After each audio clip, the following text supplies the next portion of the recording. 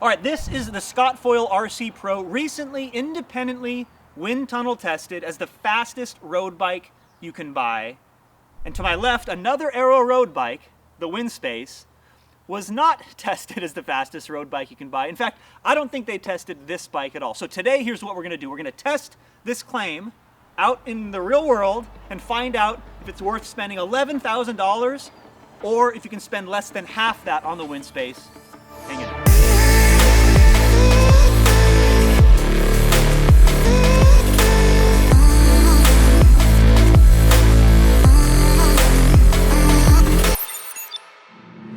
So how exactly am I going to objectively measure the performance difference between these two bikes? Well, the secret is in these pedals, because these aren't normal pedals. These are power meter pedals. In other words, they measure the amount of force I am pushing into the bike at any given moment. And in real time, that information is transmitted right up here to my cycling computer, which I can monitor. So here's what we're gonna do. There's a 5-mile loop in this neighborhood. I'm going to put the pedals on the Scott, I'm gonna run the loop, and then I'm going to swap pedals, put them on the Windspace, run the same loop with the same power in the same position, and we're gonna find out which bike can do the loop faster. But here's the thing. Performance isn't just how fast the bike can ride a 5-mile loop. There's more to it than that.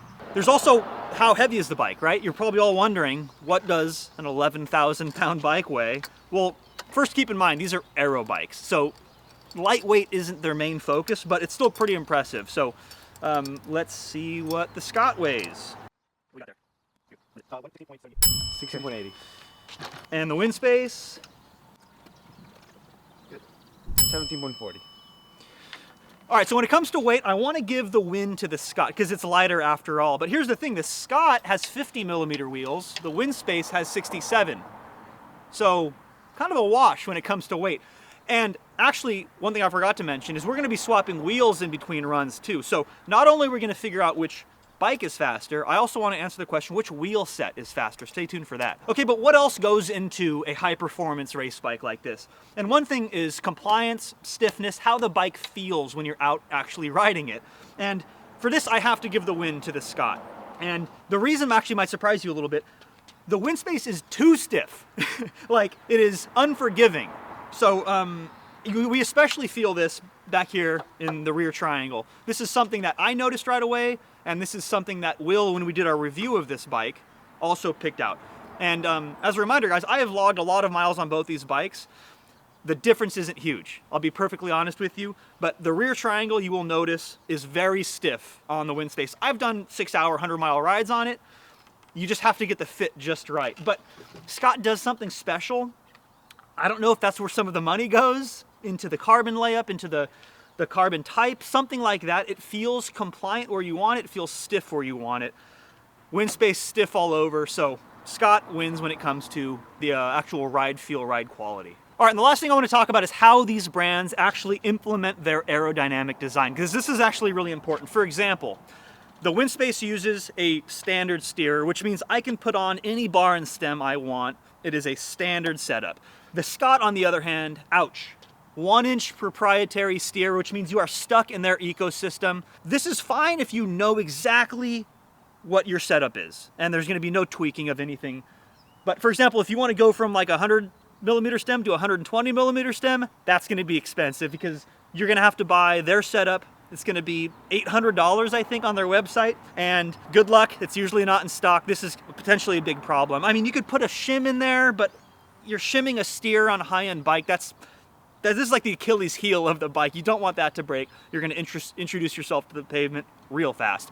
And the other thing that I wanna talk about is tire clearances, right? We did tests on this exact course a few weeks ago. We learned that, spoiler ahead, wider tires are faster. 34s even, we realized, are a lot faster than 28s. Well, look at the Scott. There isn't much clearance for wider tires. These are 28s on here now. If we bump this up to 30, maybe we would start to get rub. 32s, 34s especially, out of the question. Windspace, on the other hand, we got clearance for days. I think I could put, I know I can put 34s. We've done that on this bike. We could go even higher. So those are a couple of considerations. I'm getting rambly here. I think I should just hop on the bike, do a couple of runs, and figure out actually which bike is faster on the course.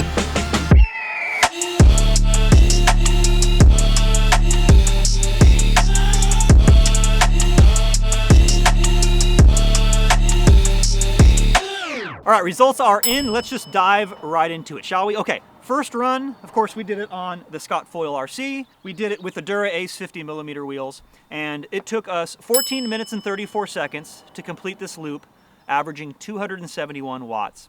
And then, of course, we came back, we swapped out the wheels. We put on the 67 slightly deeper wheels, and we did one fewer watt, 270, and actually we saved 5 seconds. 14 minutes, 29 seconds.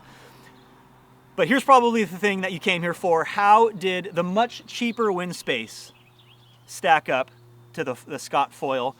And the first run we did on the wind space, of course, it had the 50mm wheels, and 14 minutes and 31 seconds at 270 watts. So essentially the same, a couple of seconds different. And then when we put the 67 stock wheels back on the wind space, that was the fastest run, but 14:24 at 271 watts. It's about the same. So I'll be honest with you guys, I was a little bit disappointed when I saw these results, because it's like, Jeff, you're doing another test video with no big conclusions. But there is a big conclusion, because don't forget, this thing cost $11,000, and we are testing it at essentially the same speed as a bike that costs less than half that. So save your money, right?